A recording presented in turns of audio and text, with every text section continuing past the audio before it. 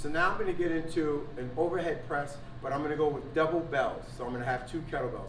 If you haven't watched a video on how to press with a single kettlebell, stop this, go back and check that out. Because literally everything is going to be the same, just now with 2 bells. So one of the things I am going to spend a few seconds on is talking about getting the bells and getting in position. So with a single bell, you can do a 2-hand clean or a cheat clean. Because of double bells, you're not going to be able to do that. So it's important for the person to know how to clean at this point doing that. Now, if they're doing a double bell overhead press, this is not a beginner. This is definitely someone that should be an intermediate into an advanced practitioner. So they should have already done cleans. But I'm going to show you, and I'm going to show you from the side position how to get the bells up, because a lot of times people will try to curl them up.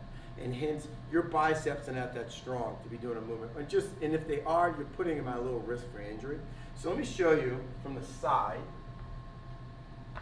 So clean, when I clean the bells, I'm going to use my hips to get them in position. This is a lot stronger than this. So I want to use that to get them up, because again, the goal is to really work in the overhead pressing. I don't want to work just getting the bells into position.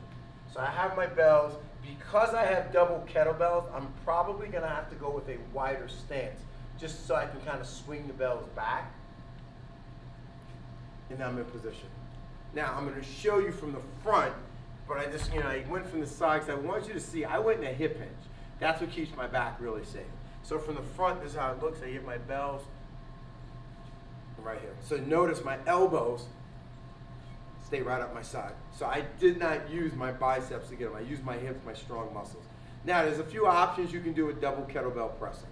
We can do one at a time, or we can do them together. And I'm going to demonstrate both.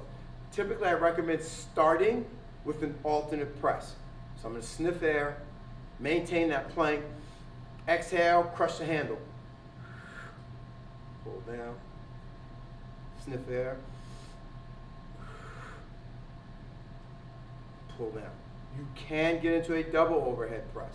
So again, I gotta have a lot of tension throughout my body, squeezing my quads, my butt, sniff air,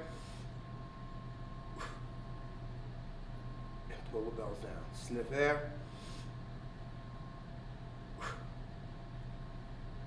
pull the bells down. What you want to be conscious of is when they press here, again, don't lose the extension here. You're going to have a little bit of extension, a little bit, but we don't want to get excessive here, because again, now I'm putting this at a really bad position, plus I'm losing tension.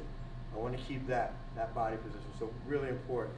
But again, if someone is using double kettlebells, this is an intermediate advanced person, meaning they've had multiple workouts of pressing a single kettlebell, so their mechanics should be pretty sound with overhead pressing. So now again, it's just kind of getting used to just balancing double bells. Again, breathing is really critical. Sniff air, crush that handle, create tension as you're going up with the load. So that is your overhead press with double kettlebells.